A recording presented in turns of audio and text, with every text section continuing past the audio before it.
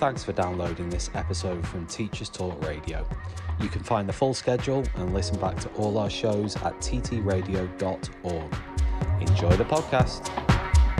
This show is brought to you in partnership with John Catt Educational, publishing professional development books and resources to support great teaching and learning in schools around the world. Have you checked out their latest releases? Use the code JCTTR2324 for 20% off your order. Don't miss out. Visit johncattbookshop.com to explore their full range of titles and advance your own professional development today. Happy reading. Hello and welcome everyone. Now, really excited for the show tonight. Some really interesting things that we're gonna be getting into. Hopefully, a really deep and nuanced discussion around the psychology of attendance and attending in school and whatever words it is you choose to describe that. And I think possibly as well, we'll be getting into some of that. Like how the use of language around attendance and behaviour as well is, how that frames what we're talking about.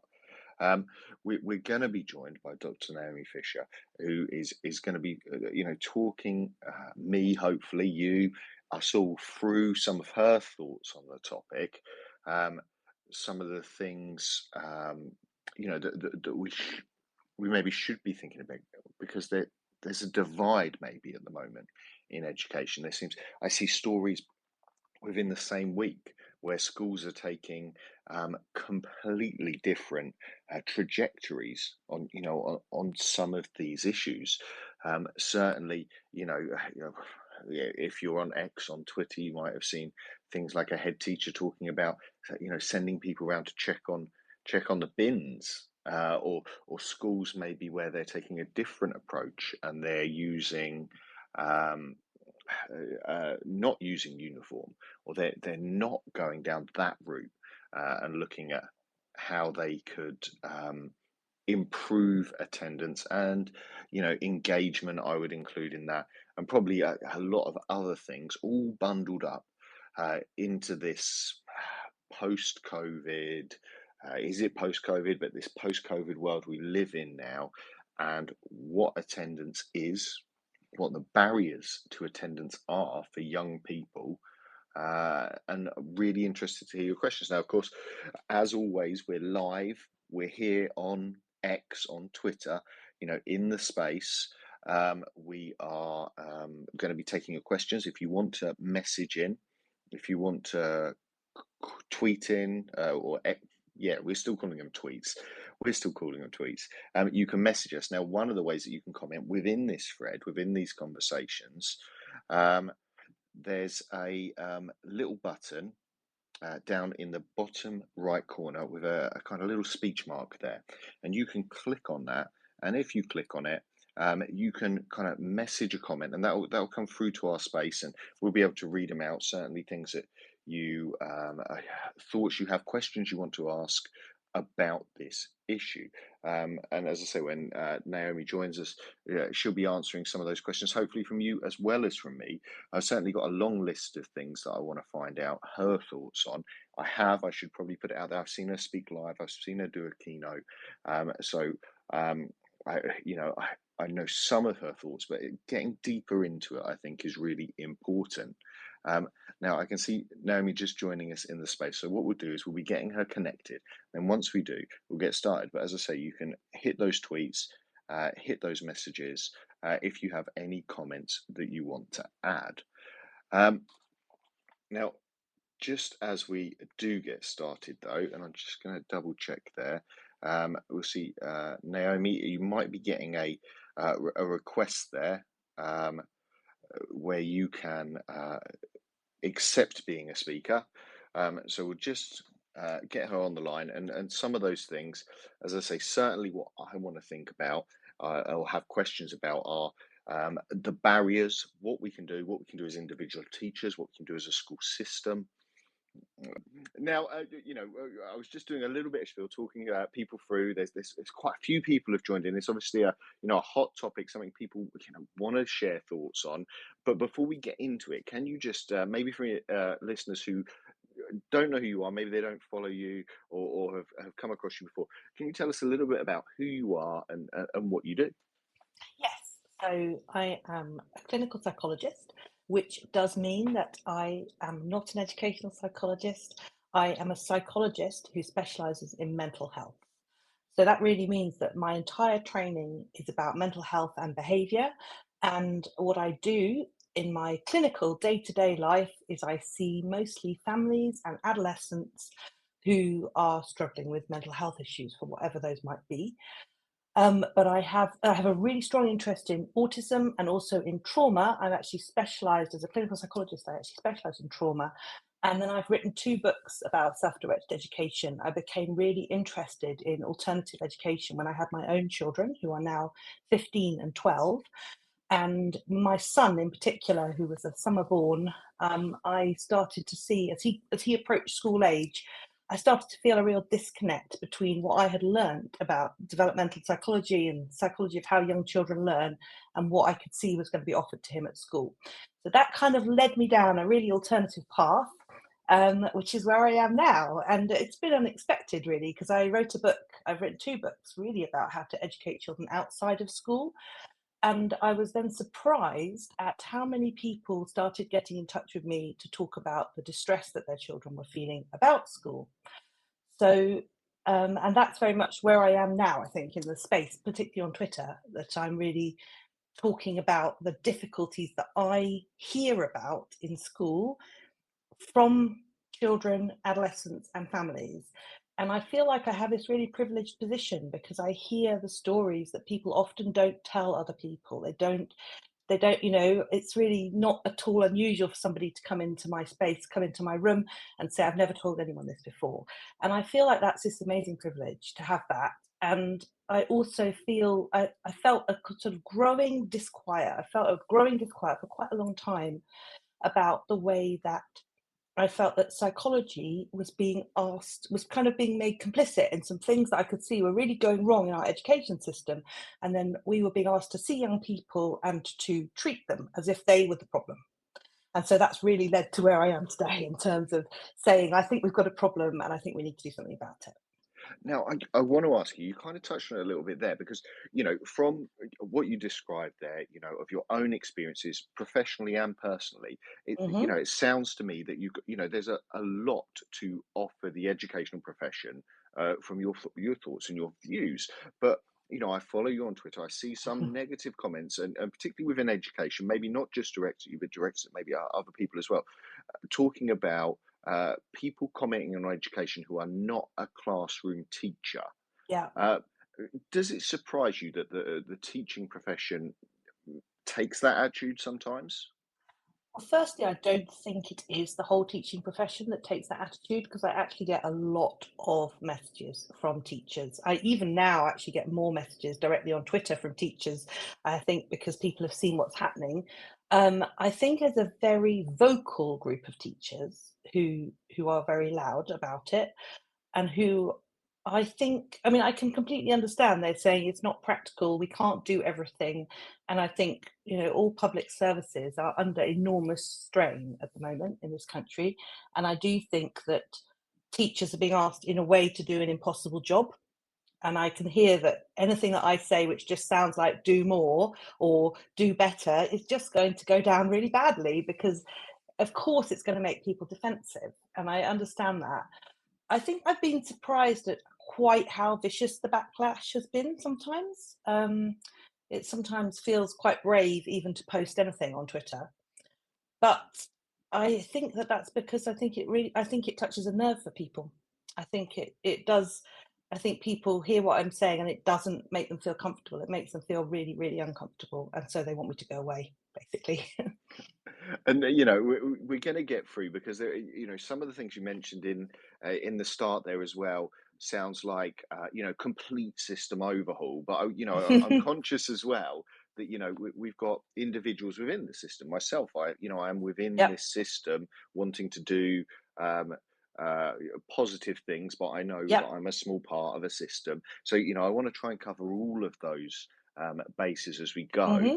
But the first thing that really I think I wanted to ask you and so, see if we can um, answer somewhat. I guess it's a really big question. Is we're talking about attendance, but Hmm. I'm really conscious, from my own experience and things that I see from other people, that not every and inverted commas non-attender. I'm not even sure I'm happy with that word, but not every child that has poor attendance is going to have the same experience or the same challenges.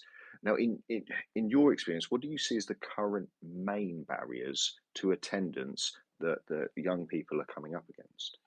Well, I actually think one of the main barriers to attendance is that we're seeing the problem as attendance, which means that there's an awful lot of pressure on attendance and to the exclusion of the pressure on learning, because there's the assumption that if a child's in school, they are learning, and therefore what we need to do is make that child go to school and they will be learning. And there's all the government rhetoric about the fixed penalty fines being increased, and there's a very much a push to be just the attendance is the problem. I see attendance as a signal that there's a problem, and I don't know what that problem is going to be. I can't. If I meet a child who isn't attending school, I don't know what the problem is going to be for them. But at the moment, the assumption is simply that it's not that they feel anyway that it's that they're not trying hard enough, that parents aren't trying hard enough, that young people aren't motivated enough. The problem is very much located in the young people and their parents. At least that's how it feels to young people and their parents.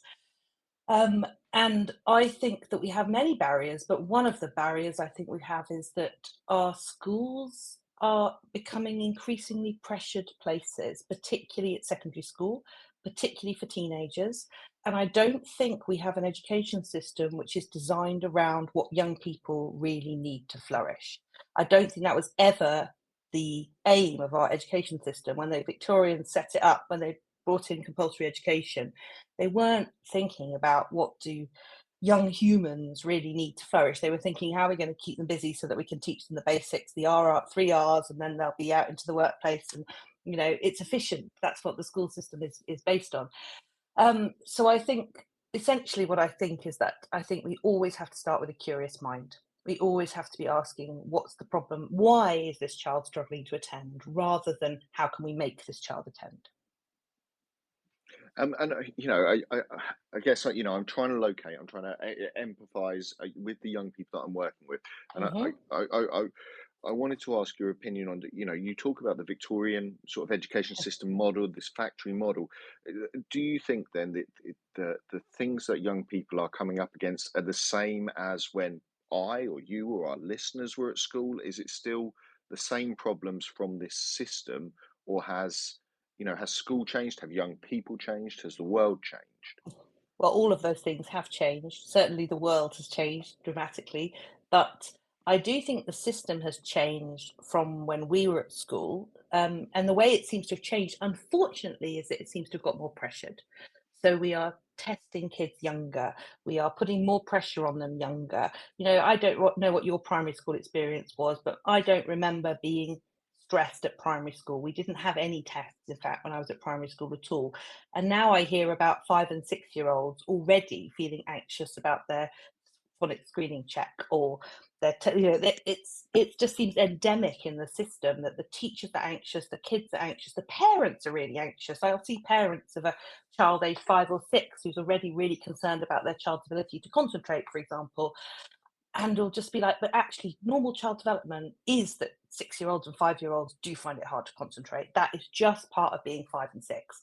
And I think we've kind of lost track of what normal child development looks like because we're so focused on raising results. And I think there has been a big change in that. I don't know when you were at school, but I think when I was at school, league tables were very new, and there certainly wasn't anything like the amount of pressure on schools that there is now.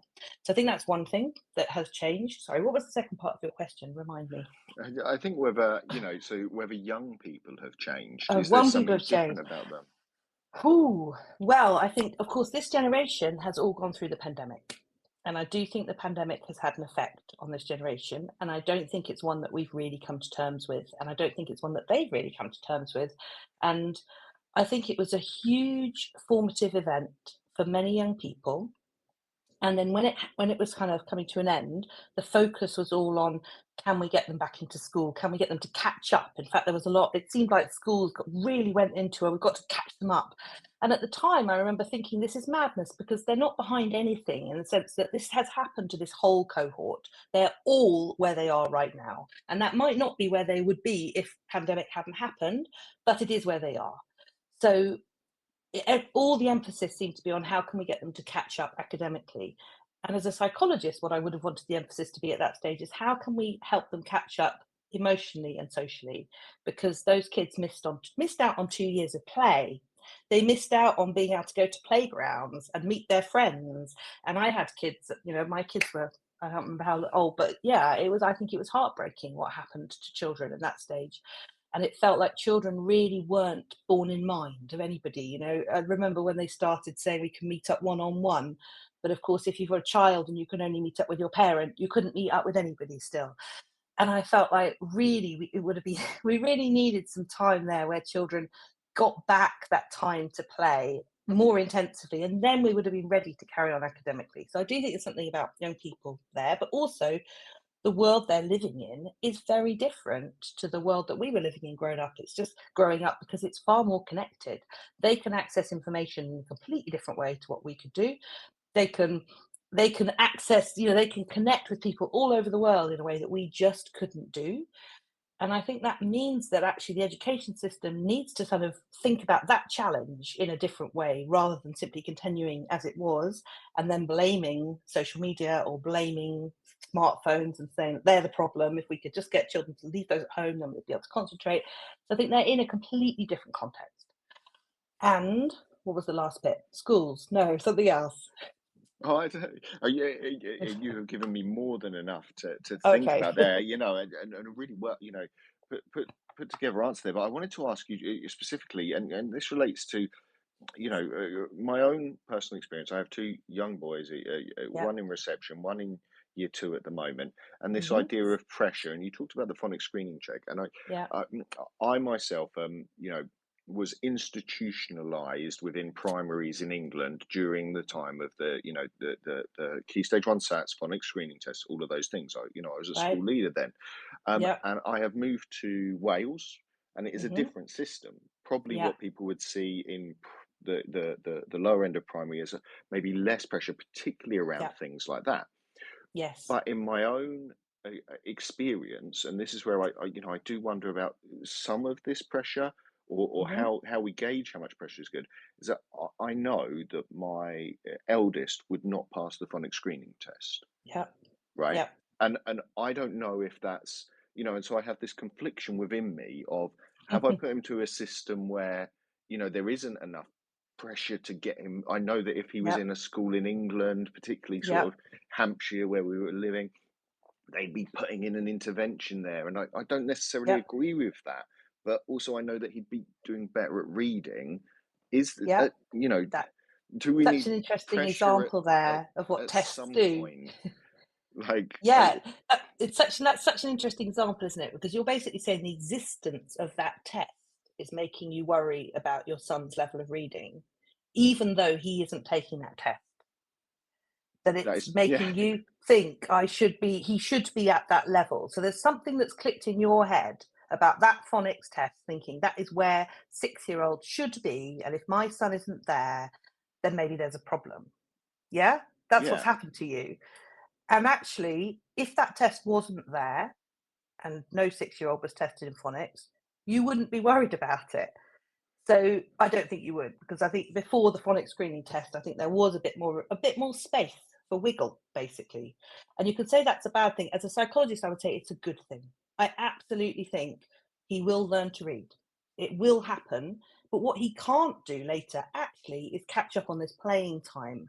Because, people talking about gaps and windows of opportunity, but the big window that we really know in developmental psychology does close is this time for play-based learning. If you or I was given space for free play-based learning, we wouldn't be very good at it.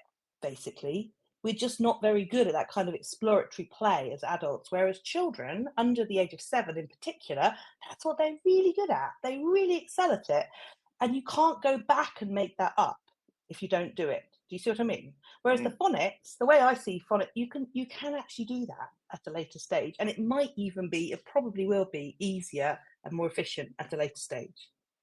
Now, we talked a little bit there, possibly about a parental, an adult view of education, and certainly some of Mhm. those things. But I wonder, one of the things you get the privilege of doing is talking to a lot of young people, and I wanted Yep. to ask you what are they saying, generally or specifically, if you can, about their experiences and feelings towards school.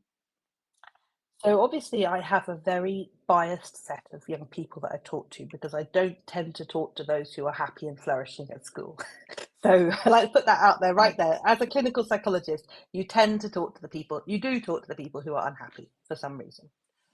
But and I tend to talk more to teenagers about school. Younger kids, I talk to their parents rather than them. Teenagers tell me that they feel like they're under an inordinate amount of pressure. And they tell me that they feel very stressed a lot of the time. They tell me that they feel really scrutinized, that a lot of what they do feels like it's watched all the time, and that makes them very anxious. And they also tell me that they are really worried that this is their kind of one chance in life. So I meet quite a few teenagers who have basically broken down and aren't attending school anymore, and one of the first things they will say to me is, "I'm never going to get anywhere because they've been told at school, you must get your GCSEs. If you don't get good GCSEs, you will never amount to anything," and they believe it. So, in a way, the first thing I'm doing with them in therapy is trying to kind of unpick all these beliefs that they've got about how basically their life is finished. And so one of the things I post about a lot on Twitter is saying if we could just stop saying these things to young people, and I know people say it to them with the kind of idea that this is going to help them, let's motivate them, let's get them to work harder. And that's where so much pressure comes from. You know, if you just get your phonics screening check right the way through to just pass your GCSEs, but what it comes up for young people is just pressure, pressure, pressure, pressure, pressure.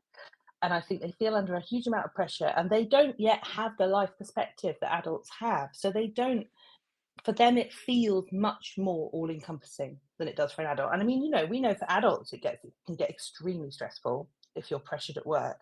But it's not just pressure at work for them, it's feeling that this is my future. I've got to do well here. And the thing is that they're not all going to do well. And I think we've got this system that's sort of built on the illusion of success for everybody. It's just not possible for them all to succeed because our school system works as a ranking system. So the point of the school system, in a way, is to sort them out towards the end of who's going to go on to A levels, who's going to go on to something else. And I think it's so unfair to teenagers to pretend that that isn't the case and pretend that they could all succeed if they worked hard enough, because they can't. And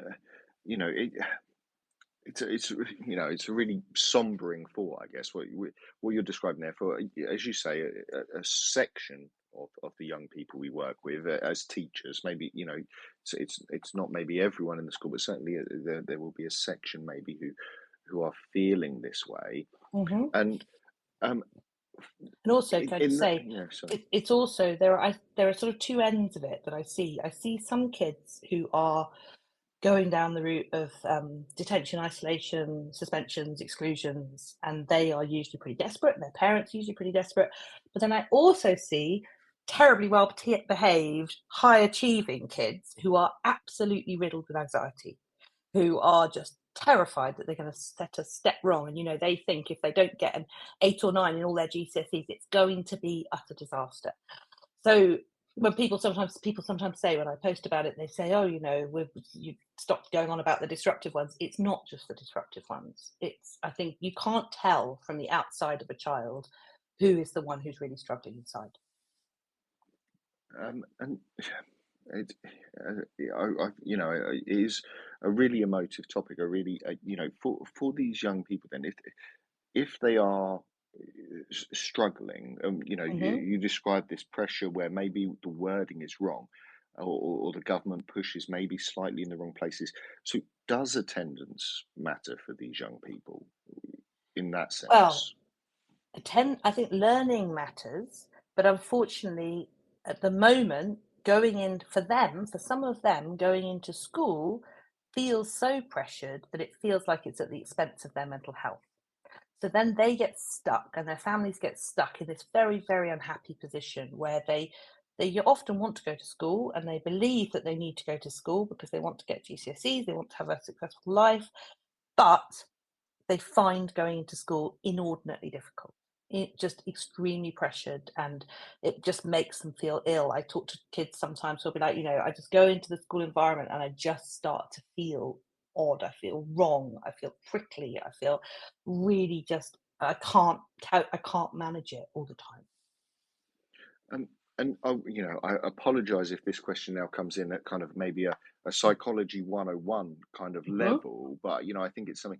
What would you think for a person, and I guess maybe this is any person to feel safe and secure, but what needs to be in place in that broadest sense for a young person then to support their attendance at school? Mhm. So often it's a relationship. You often, if there's a teacher they feel really connected with, and I meet a lot of young people who have managed okay at primary school and then things have really gone wrong at secondary school. And I think that the big difference is that at primary school, there's one teacher for one class, has you for the whole year. And parents will often say to me, oh, they had a great time in year five because their teacher really got them. Then, unfortunately, year six, there just wasn't quite such a good match, much harder year. But when you move up to year seven and to secondary school, suddenly you're in this system where you move, every 45 minutes or every hour to a different class, different teacher. It's like we've designed a system which enables it to be, makes it very difficult for young people to form relationships with the adults and very difficult for the adults to form relationships with the young people as well. Because if you're seeing, 250 teenagers in a day, you can't, managing their names is good. You can't actually connect with them. But when I talk to the young people who've managed to go back into school, it will almost always be there was somebody who sort of saw me, somebody who I felt I mattered to. So there's that element to it. But then I think there is also the element of lifting off pressure because I find that what happens is that when the young person isn't attending school, it tends to be pressure is put on from all angles. So they may get a visit from the educational welfare officer. There'll be letters home, usually from school to parents. They may be threatened with fines. They may even get fines. Then at school, the young person will often either have some kind of incentive put in place. So it'll be like if you come, if you can come 100% of the time, then you'll get your certificate or you'll get your book token, or everything is about more pressure. So you've got this child who's already feeling very pressured out and anxious, and what everyone is doing is adding more pressure, which is going to make that child feel worse, almost certainly. So I think that the part of the problem is all the strategies that everybody is bringing in are all actually on a kind of psychology level going to make things worse because you've got someone who's feeling really pressured and you're putting more pressure on. So counterintuitively, I think often what needs to happen is people need to lift off that pressure and stop being so kind of worried about it. Like often with parents, if I say to parents, how about you just stop saying every morning, are you going to go to school today? How about you stop saying you've got to get your school uniform on today? Are you going to go? And actually, when they do that and they say, okay, that's right, this isn't where we wanted to be, but it's where we are right now. When you lift off that pressure, that gives the young person some space to start recovering. And then it can give that young person the space to perhaps start to re engage with things again. But whilst it's just pressure, pressure, pressure, they don't have that space. And so things get worse instead of better. And I'm gonna put this out there because my school leader head Yep. is melting at the moment Yep. at the because well and I'll explain why. One of the things that you mentioned there is relationships, and that is a Hmm. really a triggering word for a lot of teachers, and I'll Yep. explain why because it gets used as sometimes, or in my experience at other schools, it has been used as a kind of excuse by Right. leadership maybe, or Yep. it feels like that towards the teachers of like Hmm. that you haven't invested in. But then the other part of it, from a school leadership point of view, is the system of what we're talking about. So we're saying like building relationships are often those relationships are accidental or incidental Yeah. and not a planned aspect. Yeah. And Yep, so that's if very they true. don't Yep. happen, it's really hard to put an intervention in or do something to say, right, this child How are we going to build needs a relationships? relationship. Yeah, I've timetabled you half an hour a week to relationship time. that's relation, Yeah, and like, yeah, how do we deal with that? yeah. Well, I think there are schools that are trying to do that, and I agree. I think it often does happen incidentally, and it's often actually also not necessarily with a teacher. So often I will talk to young people, and what really makes their going to school feel possible is their relationship with the receptionist, or their relationship with the dinner supervisors, or the caretaker, even. So it isn't just about teachers, but I think and I do know of teachers who have put things in place. Like, for example, I know of a teacher who no, noticed a girl in her class who was struggling, and who decided that each morning she was going to make 5 minutes for that girl who was in her tutor group, and that they would have a croissant together or something. And it turned things around for her. But I know it's all, and it also all feels like do more, doesn't it? It all feels like do more, do more, do more. But I think you can set up things like even sort of lunchtime clubs or after school clubs, which are smaller and which are interest based, can be an opportunity for young people to form a relationship with somebody, with a teacher who maybe they couldn't otherwise do that. But I do think it's often not teachers who actually are the important relationships, because teachers immediately have a particular relationship with young people, and sometimes people who are learning support assistants or non-teaching staff at the school are immediately have a slightly different relationship with the young person, which can actually get in there much more easily. But yeah, I know it's difficult, and it's triggering as well, because it does sound like do more, do more. And I don't think it's teachers' fault at all. I think our secondary schools have been set up in a way which basically doesn't prioritize relationships, whereas primary schools have been set up in a way where primary relationships are much more important. Yeah, and I think that transition between it certainly, I wonder if that's jarring. I certainly hear of schools doing different things to try and mitigate that. Mm, I wanted to get into then a little bit about maybe this aspect in school that um, you know there seems to be an increase in strategies that some people feel are raising the anxiety levels or yeah, adding pressure. And so these are things where often things like slant, maybe, or silent yeah, corridors, yeah. these things. Um, what do you think when you see things like that appearing sort of in the headlines or on Twitter as this, this is good practice, this is what we should be doing? So what I think is it's controlling practice. So we are essentially saying we need to control young people. We need to control every aspect of what they do. And that for me immediately raises red flags, because we know that teenagers, adolescence is a time of developing autonomy. It's a time of developing your own identity, working out who you are. And if what we're doing to young people is controlling everything that they do, including how they move their eyes or where they look, we are not giving space for that. We're basically prioritizing one kind of learning, academic learning, over all the other things that teenagers need to be learning at that time. But also, I do hear about those kind of strategies in my therapy room. I do hear about them from young people. I hear about the use of isolation as well. I hear about a very quick use of detention and isolation, where you can have a sort of series of minor misdemeanors, and very quickly you're in isolation. And I actually think it's extraordinary that schools are allowed to put young people into isolation as easily as they appear to be able to do it, and for as long as they appear to be able to do it, with very little evidence, as far as I can see, that it actually works to change behaviour.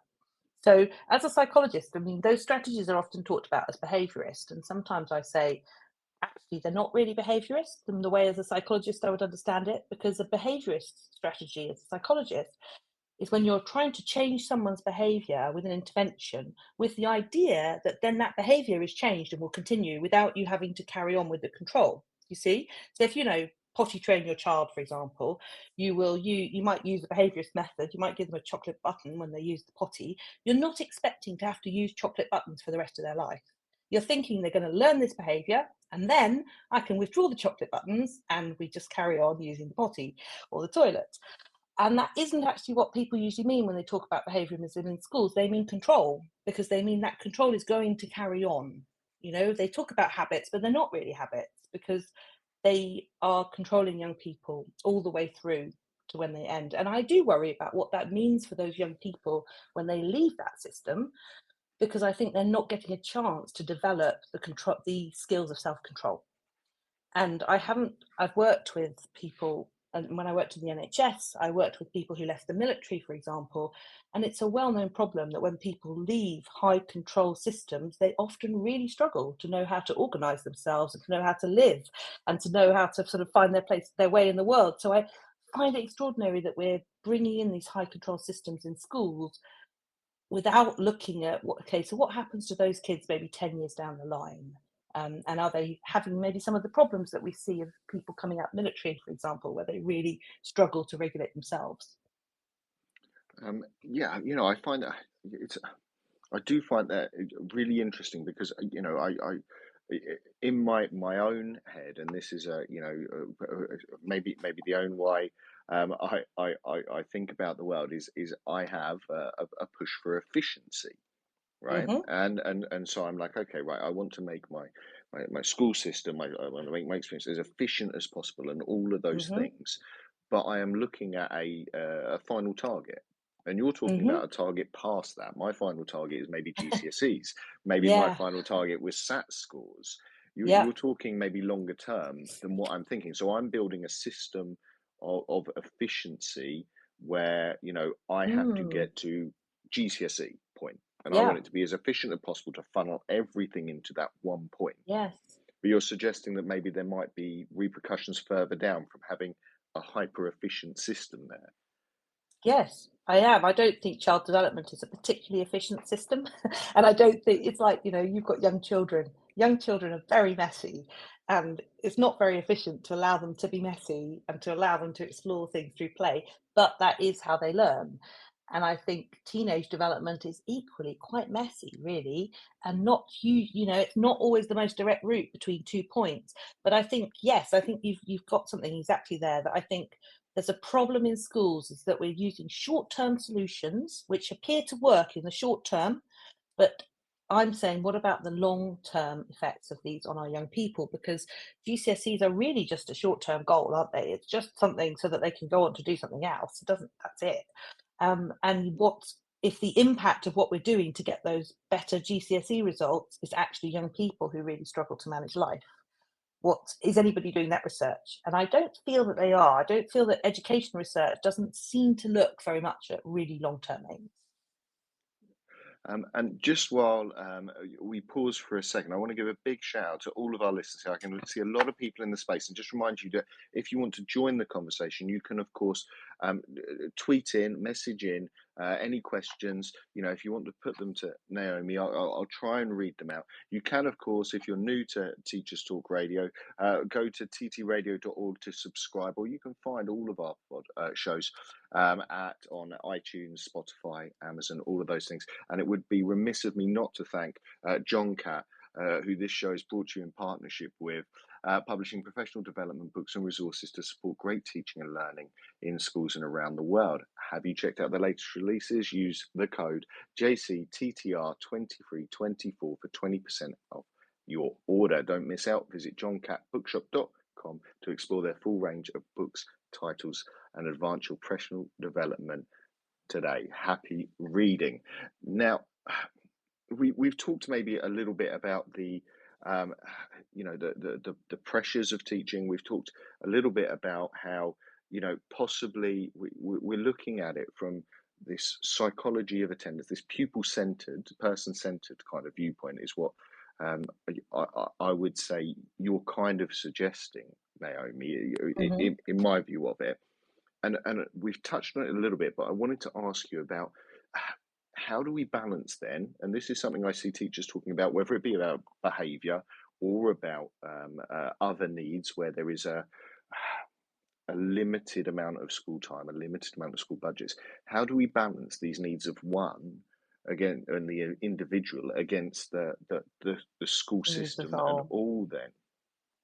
Yes, it's really difficult, isn't it? And I think Mm, that yeah, that's an extremely difficult task. But I do think that the children and young people who we see who are having the worst problems in attendance and behaviour, I think that they are the peak of the iceberg. I don't think they are isolated cases. I think the incidence of school distress in our schools is really high. There was a study by the Edge Foundation last year that I think said about 50% of 15 to 16-year-olds saw school as just something they have to get through.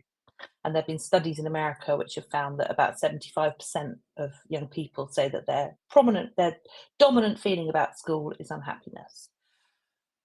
So I think that if we could improve the way that schools function so that they took more account of the developing needs of young people, I think it would help a lot of young people. I don't think it's just about the ones who we're really seeing the problems. I see them as more the kind of canaries in the mine of they are the ones waving the flag saying there's a big problem here, but actually there's a problem for lots of other kids in that room. And I will, I'll see young people who've never caused a problem at school, never been disruptive, nothing has ever gone wrong, but they are absolutely very, very unhappy.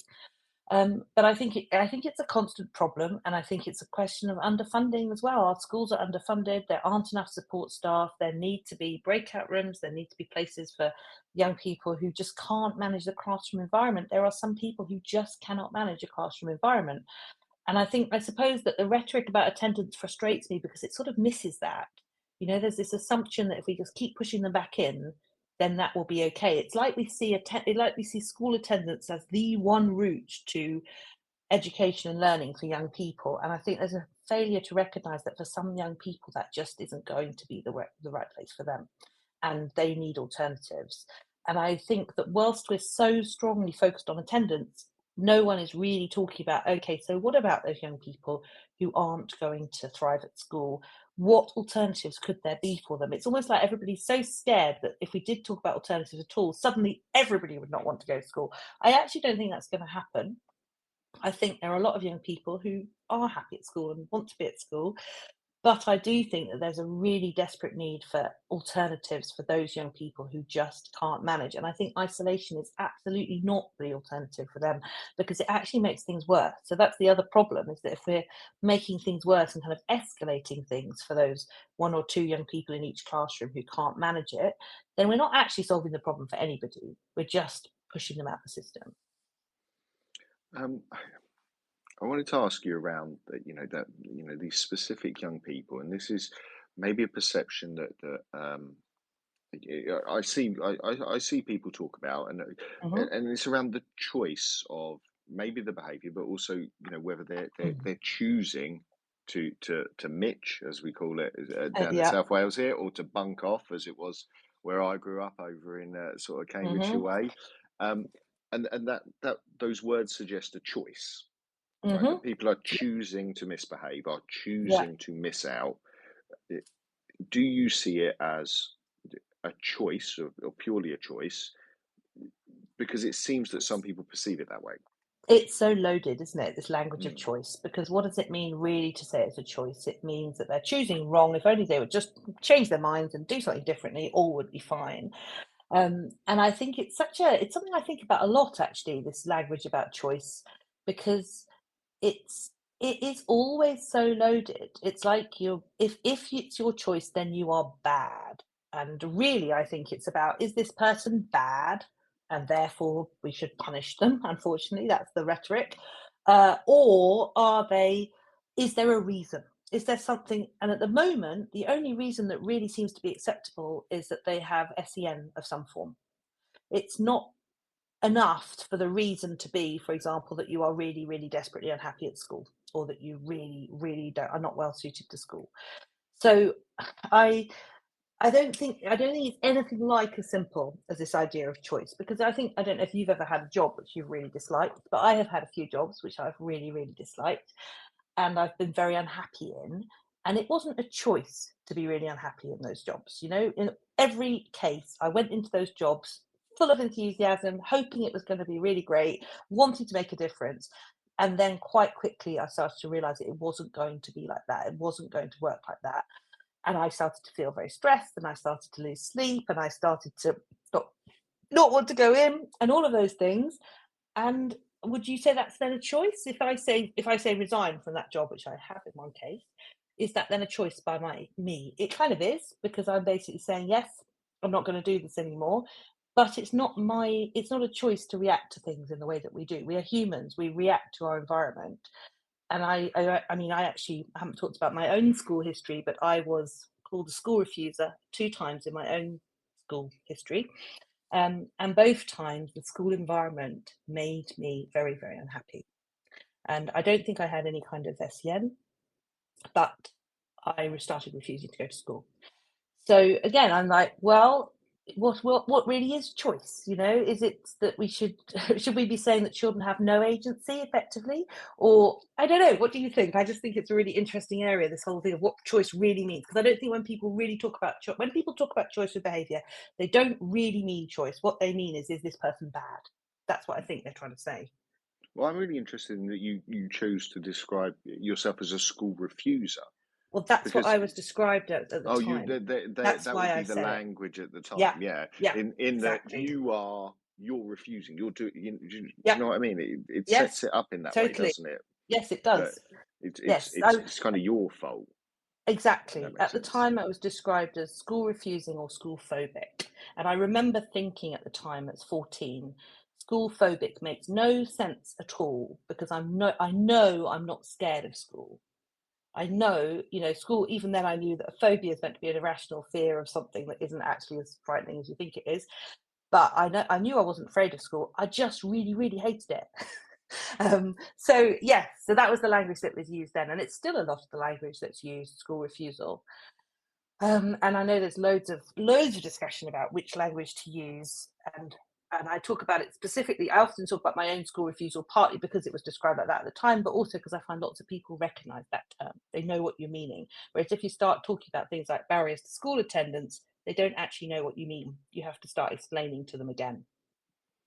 And I don't want to and feel free to shut me down if it's too personal. But Mhm. do you have you reflected on where that came from, or thought about what maybe could have gone differently for yourself if do you think the school system could have been different, or was it just that you didn't have that chance to meet that relationship builder, or Yeah, so I mean, my experience was slightly unusual because I went to many different schools. My parents moved a lot, and so I went to many different schools. So I had some schools in which I was really, really happy. And then I went to one particular school as a teenager, large inner city comprehensive, in which I really was very unhappy. And actually, no, it wasn't inner city, just a large comprehensive. And I felt then, and I still feel now, that there was just a huge mismatch between what that school was offering and what I needed.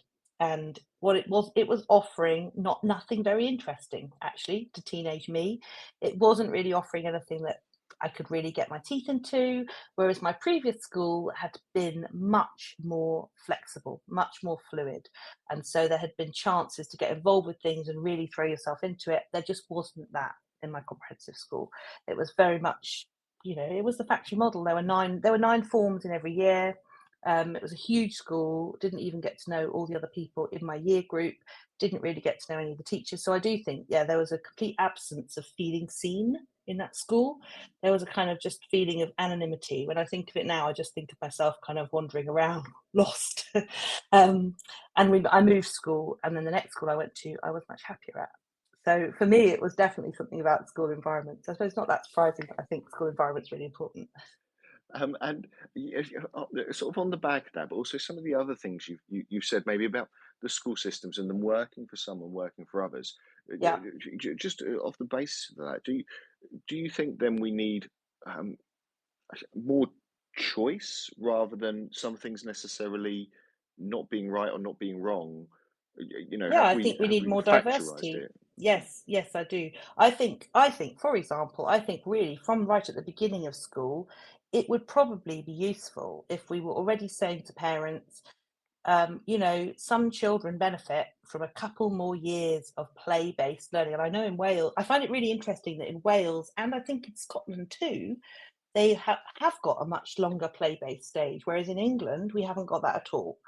And I find it, when I talk to English people, they often don't know that. And I know that now because Welsh people and Scottish people have told me when I talk to them, they say, it's not like that in Wales, not like that in Scotland, which is, I find that amazing that English people don't even know that just literally over the border, people are prioritising play in those early years. And yet everybody in England is buying into this idea. We need to get them reading as quickly as possible. We need to do the phonics. It's just, I just find it bizarre how little conversation there is about the different approaches for I mean, parents. yeah, Sorry. I should say we're here in Wales. We're also pretty rubbish at reading, though, and Okay. at, Yeah. at the primary age, some of that's down to some of the phonics, the way that we're Yeah. teaching there, but also at GCSEs, we don't do great.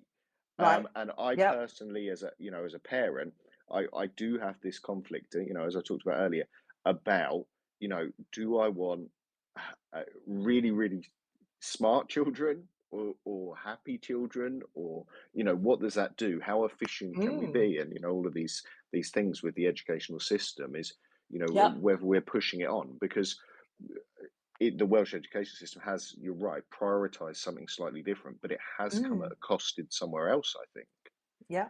Yeah. Um, No, I think these things do come at cost, because I think the GCSE exam is flawed in a number of ways, but one way it's flawed is that the age it's taken at, 16, which is actually a very vulnerable age, but also a very variable age in terms of human development. So, where we know, I mean, young children are the same actually. 5 and 6 year olds really variable in how developed they, how ready for school they are, for example, and 14-year olds, 15, 16-year olds also hugely variable.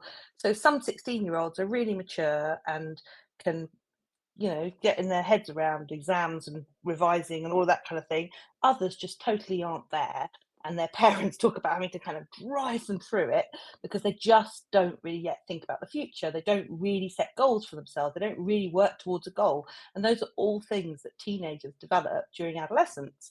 And adolescent brain development carries on to at least age 25, and some young people aren't actually really ready for that kind of planning until they're quite a bit older.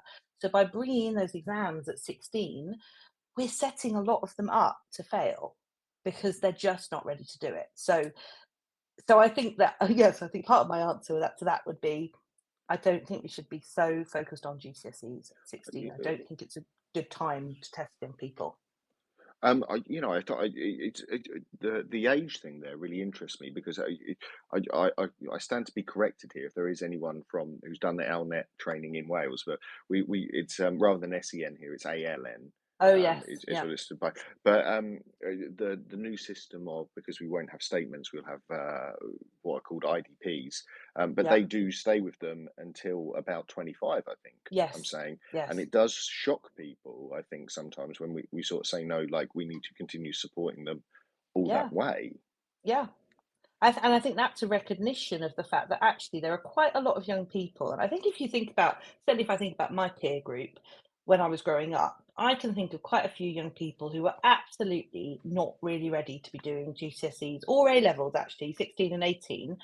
But by the time they came round to their 20s, they were starting to think about the future, and they were starting to think about what might I want to do, and they were starting to be able to put those things in place. And we know that that's a bit of your brain that's developing during adolescence.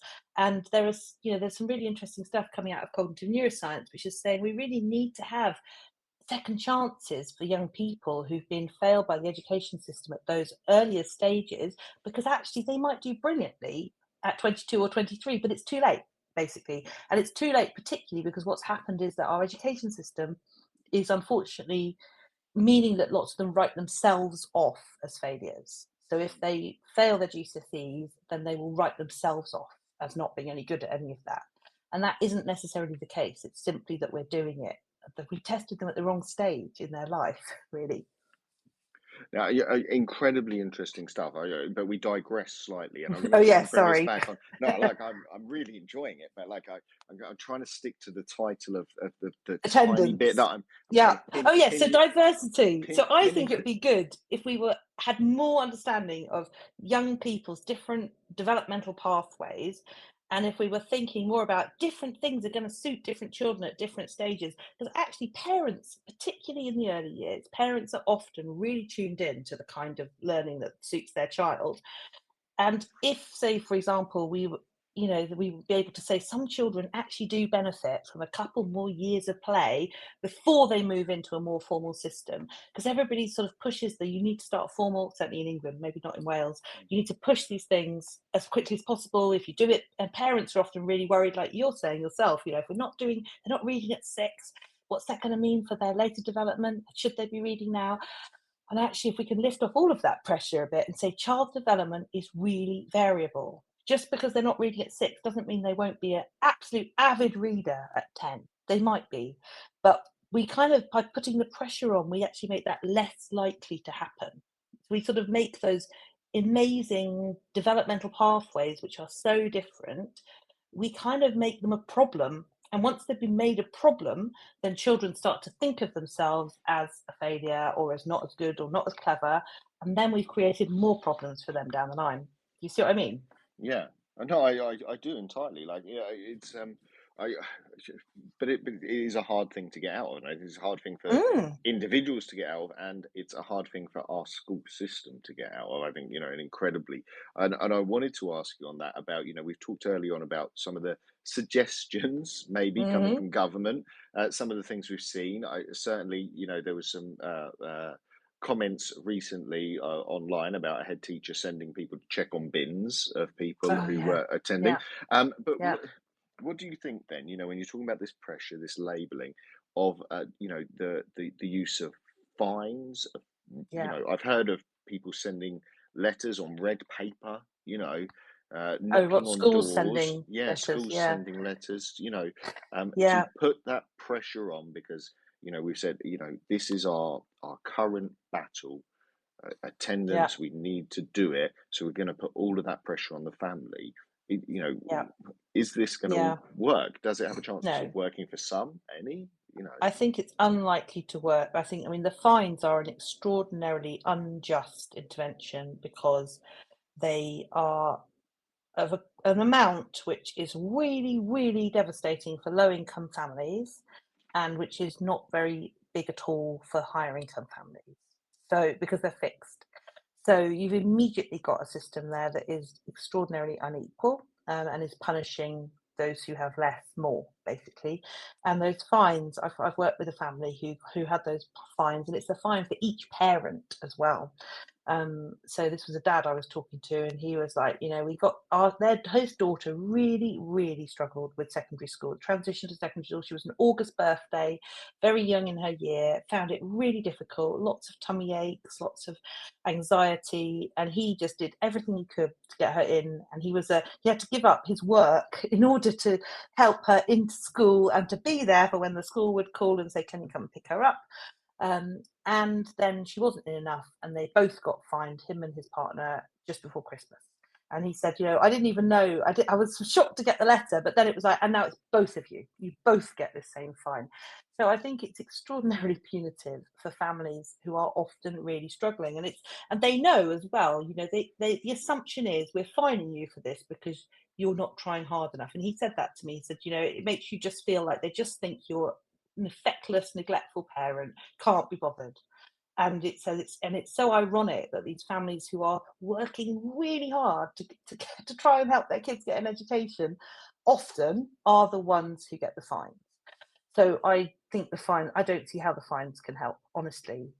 Because also, if you've got a child who isn't happy at school, if you've got a child who isn't attending for some reason, and there will always be a reason why they're not attending, even if it's just that they completely disengage with what's being offered at school, finding their parents isn't actually going to solve that. It doesn't solve the basic problem, which is what's going on with the interaction between this child and this school, which means it's not working.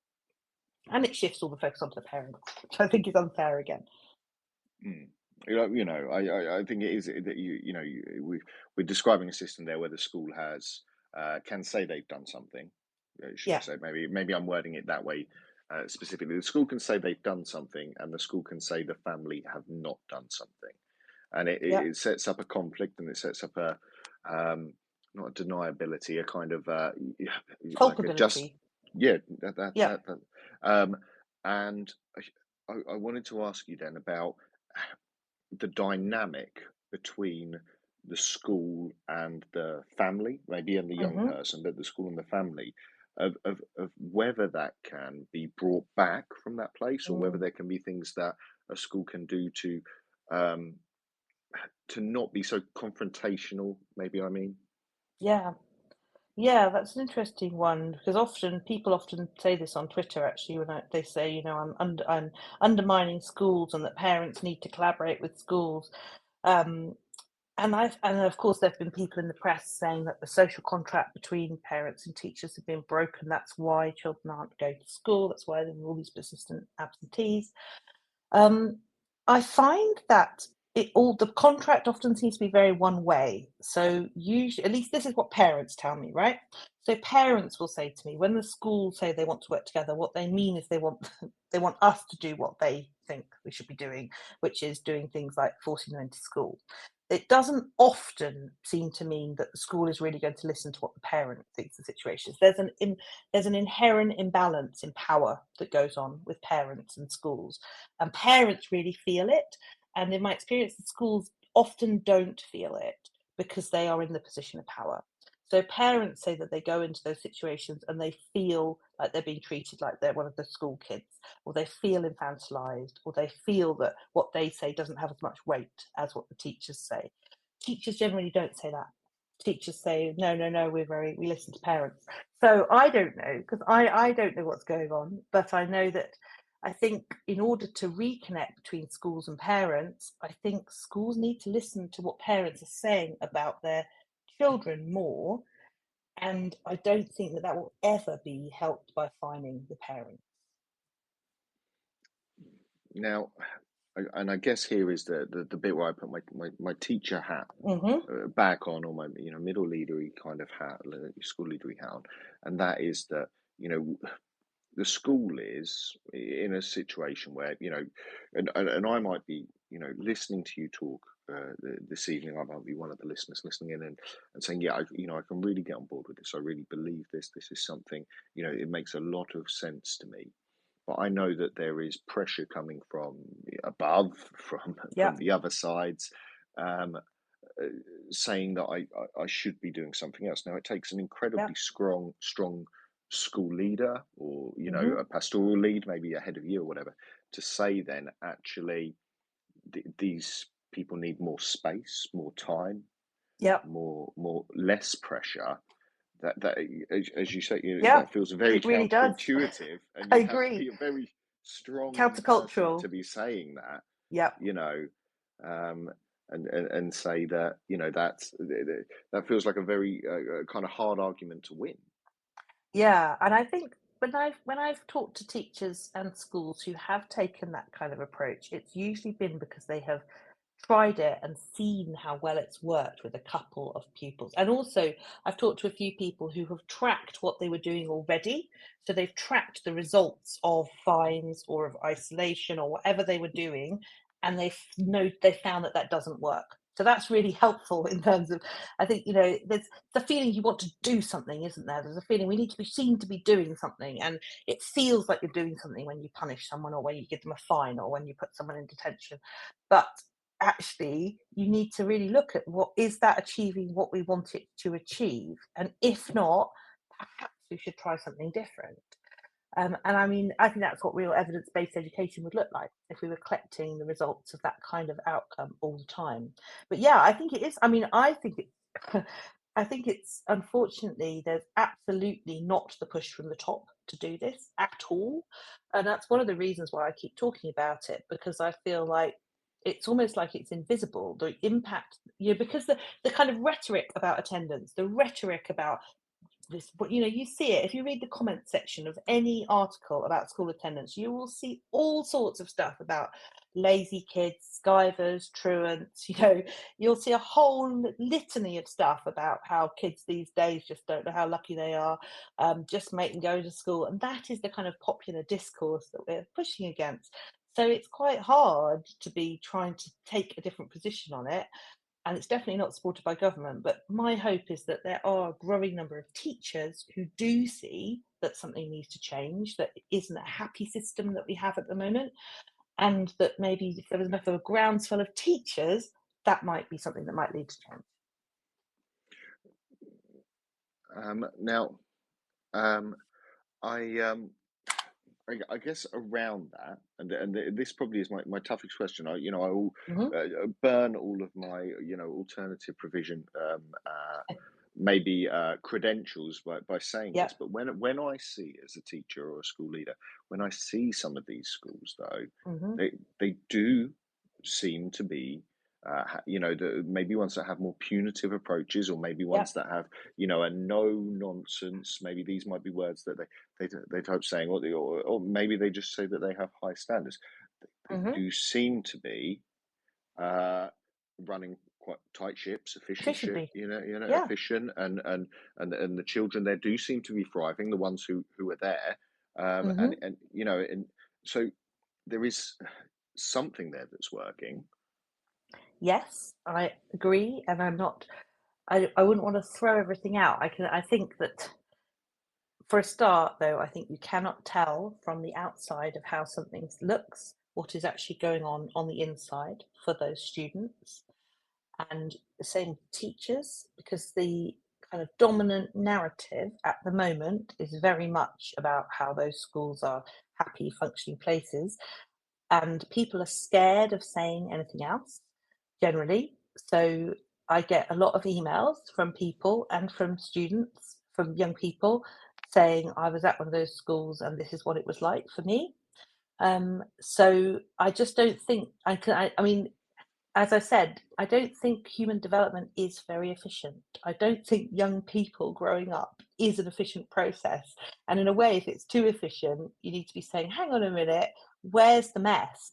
Because young people, growing, I mean, think about it. If it was a primary school, you'd think it was really weird, wouldn't you? If there was if your boys were at a primary school where everybody walked in silence. In fact, I have heard about one London primary school which did have a similar approach. Um, and I just think, yes, okay. So, but when you've bought into that model of education, you've basically said, right, the only thing that's important here is learning the stuff that we're going to be taught in the lessons and getting those GCSE results. Other than that, it's about how do we control young people enough so that that happens. This show is brought to you in partnership with John Catt Educational, publishing professional development books and resources to support great teaching and learning in schools around the world. Have you checked out their latest releases? Use the code JCTTR2324 for 20% off your order. Don't miss out. Visit johncattbookshop.com to explore their full range of titles and advance your own professional development today. Happy reading. That isn't a kind of it isn't how human development works. There isn't this most important body of knowledge that young people have to learn between the ages of 11 and 16, and that is so important that every other decision about their life should be taken away from them, because actually what they're learning in that really crucial time of human development is how to make decisions, how to control themselves, how to make choices, how to behave, and they're getting it wrong all the time. That is what growing up is about, getting things wrong and getting another chance. And I think if you don't give them those chances, if you control them so strictly that they don't actually get the chances to behave in different ways and experiment with different ways of being, then you're going to have problems down the line. But you won't necessarily see that for a while. Now, I want to ask you, because we've talked, we keep focusing between sort of the large system, Hmm. and back into the individual, and I don't want to miss this opportunity to ask you about, I talk to teachers, I see teachers, online who will, you know, believe the things that you are saying, who will be feeling that that they are maybe trapped in a kind of punitive system or a school. And I'm not suggesting that, people go against their leadership. I'd like to think that there is a school for everyone, and that children and teachers included. There's one that everyone can thrive at. But what powers or influence do individual teachers have, and can anyone listening to this, is there anything that they can do to sort of be that difference for a young person who is potentially heading down a route of not attending at school? So I think how much influence a teacher can have actually depends a lot on the school that they're at, because I've heard that quite a few of these very high control schools are also highly controlling of their teachers. So the teachers may have very, very little leeway to do anything differently. It very much has to be. And I've seen job adverts for jobs in some of these the local academy schools where it basically says, this is our ethos, you need to buy into this ethos, otherwise don't bother applying for this job. So I think there is, it really depends. And I don't think there's that leeway in every school. But I do think that there can be the leeway in some schools if they're flexible enough. But I think flexibility is a lot of what it's about. And it's about being welcoming. So it's about giving that young person a reason to come into school because somebody is looking out for them. So just things like I often talk to young people who say, hadn't attended school for a while and then I came back. I was there on the first day, and then within 3 minutes, I got detention because I haven't got the right pen. And it's like, well, that's a really good way to make that young person turn around and go straight back out again. And I know people will say, well, there need to be no excuses. Everybody has to be treated the same. Well, actually, I think everybody is different and everybody does need to be treated as an individual to some extent. But also, I think we need to be thinking about what makes it worth this young person coming into school. Is there something that I could do that would make it it would be worthwhile for this young person to come to school?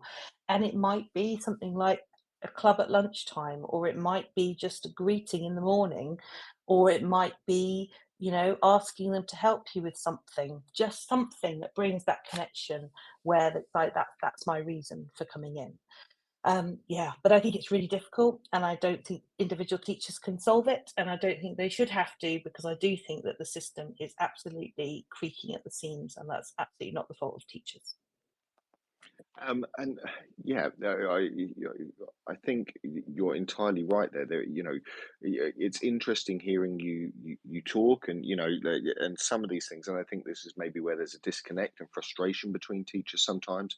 That are we talking about a thing that a specific teacher is doing, or are we talking about a thing that education and all teachers as a collective do? I think there's sometimes that can be a really tough conversation, because I do always say we are teachers, in the sense Hmm. that, like, it is part of most people listening to this who are a teacher will feel in their bones that they are a teacher. So Yeah. it's kind of a part of being. It's one of those jobs, like, Yes. you You you never are stop what being you a are. teacher, you mean? Whenever you're not, yeah. No, it's psychologist is the same. It's like, yeah, you never stop. You just kind of are it from that. Once you've done it, that's it. Yeah, I know what you mean. Yeah, Now, and also teachers are very committed, aren't they? Teachers usually really, really want to help young people, and they want to believe that what they're doing is helping young people. And I think that's one of the reasons that people sometimes react very defensively to me, because I'm sometimes saying maybe some of what's going on isn't actually helping young people, even if it has the appearance of helping, it might be hurting them as well. now, I do have two more questions, and we're going to have Hmm. time for and I'm going to give you sort of like a little bit of thinking time. Then I'm just going to say a couple of thank yous. But so my questions are going to be to you before we in a second is Hmm. I'm going to ask you things that I think you would like to see schools stop doing in Hmm. regards to supporting attendance, and then I'd like to ask you what things you'd like to see schools start doing. So we've got a stop Yeah. and a start. But before we do, I'd just like to say this show is brought to you in partnership with John Catt Educational, publishing professional development books and resources to support great teaching and learning in schools around the world. Have you checked out Hmm. their latest releases? Use the code JCTTR2324 for 20% off your order. Don't miss out. Visit John Catt Bookshops to explore the full range of titles and advance your own professional development today. Happy reading. Now, Naomi, my Mm-hmm. first question, right? Okay, so and I should say, listeners, there still is time. If you have a question and you want to message it in, please do. Particularly around, well, anything to do with attendance. But if you have broader questions as well, we might have a little bit of time at the end. But Naomi, what would you like to see schools stop doing in regards to, I probably should put inverted commas, supporting attendance? So what I'd really like them to stop doing is I'd like them to stop doing attendance prizes. I'd like them to stop having posters on the wall with the attendance trip to the local water park with all the kids who had 100% attendance for the year. The reason I'd like them to stop doing that is because I think it's really unfair on children who, for generally no fault of their own, have been absent, to effectively be punished for that. And I have talked to some very, very upset children who, for example, got COVID, or even children who have been to a funeral. Maybe I talked to one child and their parent had died, and they went to the funeral, and this meant that they missed out on their 100% attendance award for the year. So I just think that those awards are unnecessarily punitive to some children, and I don't think that they really act as an incentive, but I do think they act as a punishment for those who don't get them. And I think they make some children feel less good at school. And I think really what we need to be thinking about, if you want good attendance, is how can we help young people and children feel good about coming to our school, feel that it's a place that they want to be at. And so I suppose that's what I would be saying I would like them to start to think about doing. It's like, rather than thinking how do we incentivize people or punish them if they don't attend, I would like to see schools thinking, how can we make this school a place where young people really want to come and really feel valued when they're here and feel welcomed when they're here, even if maybe they weren't in yesterday, or even if perhaps they're a persistent absentee. We want them to feel welcome when they're here, because we want them to feel that it's a good place to come, that's the place they want to be. And the other thing that I would really like schools to stop doing is to do, particularly my real bugbear, is whole class attendance awards or whole class effectively attendance punishments, because what those can do, so I've talked to children who've said, for example, there's an attendance bear, and if a class has whole 100% attendance for the whole week, you get the attendance bear. This is primary school. And then if you are the child who for some reason is ill or not at school, then your class doesn't get the attendance bear and they're all cross with you. And again, it's one of these things which can be counterproductive, because it makes that child feel bad about school, which actually then makes problems with attendance more likely. So it's a kind of counterproductive strategy. And I can see why schools think it was a good idea, but definitely the flip side of it, I think, is that it can make these problems worse. And it tends to punish those children who have medical needs, those children who are disabled, as well as those children who are struggling with attendance for other reasons. Mm. And I think I don't know what your thoughts. There seems to be, particularly 100% attendance, I would say this Mm-hmm. of, but like, that first point when you fail, the first day, Yeah, and then that's it. you've failed. You know you're never going to make it. Yeah, absolutely. Yeah, what's the point now? And Definitely, particularly if it's for a long period of time. In fact, I talked to one little girl who was 8 and who'd been very unhappy in her previous school, and she talked a lot about this. She said her new school, although they still had things like points and attendance, they wiped the slate clean more quickly. So she said her first school, you had to do perfectly all term to get whatever it was, and she just found that inordinately stressful. Whereas the next school did it every half term, which actually for her made a difference because it didn't feel so unattainable. So I think there's something about that as well. Like, young children in particular, a term is just this amazingly long time. And if they know that, right at the beginning they've been ill and now that's it for 100% attendance, that kind of puts a shadow for some of them over the whole term. And why would you want to do that? It's not going to be helpful for anybody. and okay, so I think, really solid picks there, I think. And I think ones that would make people think, because I think those are are things that I see happening still. Those are Hmm. not, Yeah. like, and those are certainly things that maybe early in my career, um, Hmm. because maybe, because of the word around, like, it's prizes. Those are always good. Yeah. Prizes are good, Yes, like, praise. Yeah. those are good things. I framed it in a positive way, because Hmm. it's prizes and Yeah. not maybe thought about the repercussions of it. Now, if those are things that schools, should potentially stop doing, what would you like to see schools maybe start doing in regards to attendance? Oh, well, as I say, I would like them to focus on how do we make this school a happy place to come? How do we make this school a welcoming place to come so that the children want to come? And then I would like them to be thinking about, I would like them to be curious, really. If this child is struggling to attend, what is going on and why is it happening? And is it something new that's happening? And if so, what's changed? If it's not something new and it's been a problem all along, then what is going on between the interaction between this child and this school that's meaning that things aren't working? So I'd like them to come in from a perspective that doesn't start with how do we make this child attend, but instead think of what is the problem here and how could we solve that problem together? Ideally, get in people. There's I don't know if you know the work of Ross Green, but he talks about collaborative problem solving, and he has a kind of structure for talking about problems with young people and parents. And you can have a really productive problem solving conversation with young people about how could we solve this problem, but the problem needs to be about what's going wrong between you and the school rather than how can we make you attend school more. Do you see what I mean? I think the framing of it is really important because one framing feels punitive to young people and their parents, and another one feels more collaborative. It's like we have a shared problem here, how can we move forwards? And that is you know a really tough thing for teachers to do. I'm Hmm. just putting that to you, Yep. because what we're asking there, or what you're asking is, even for me, and I'm sometimes humble.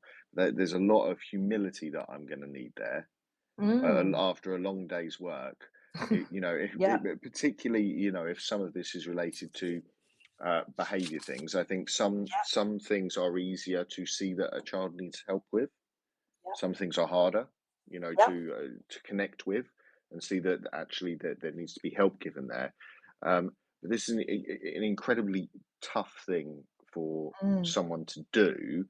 Yep. And uh, do you think teachers are supported enough, trained enough to be able to take that on when I maybe think every fiber in my body is screaming, you know, don't not just more, not more. do the thing I'm Yes. asking, please, Yes. Yeah. I know, but the problem is the just do the thing approach isn't working, is it? We've got more and more and more kids who are persistent absentees. We've got more problems. And I think teachers are pushed to the edge of their tether, absolutely. But I also think that doing things that work is rewarding. Doing things that might help young people feel better about themselves and feel more and kind of collaborating with them can be rewarding. And I think that it is absolutely something that teachers are capable of doing. Whether they have the time to do it, I don't know. Whether they have the capacity to do it, I don't know. But I do know that what is going on at the moment in schools doesn't seem to be working. And so I think there is a need for change. And I would hope that teachers, whole schools would be saying, we need to change things here and we need to find the time for it because actually it's quite fundamental about how we're working with our young people. And I think if schools tracked what they're currently doing, they won't find that it's having the effects that they want. And I think that taking a more collaborative problem solving approach with young people could have the effect that you want in some cases. And that actually could result in a kind of positive, well, just in a job that's more rewarding, really, and a place that's more rewarding to work in. Yeah, certainly. I think, I unfortunately, I think if I was coming to this hoping that you had a tick list for me maybe, Yeah, or something, sorry. this is a really simple approach, and maybe that is the where I get swayed to simplistic thinking, is that Hmm. it's simple. and Yep, easy, and absolutely. Just I tell can them what follow to do. I can follow a flow chart, then Yeah, that would absolutely. be nicer for me.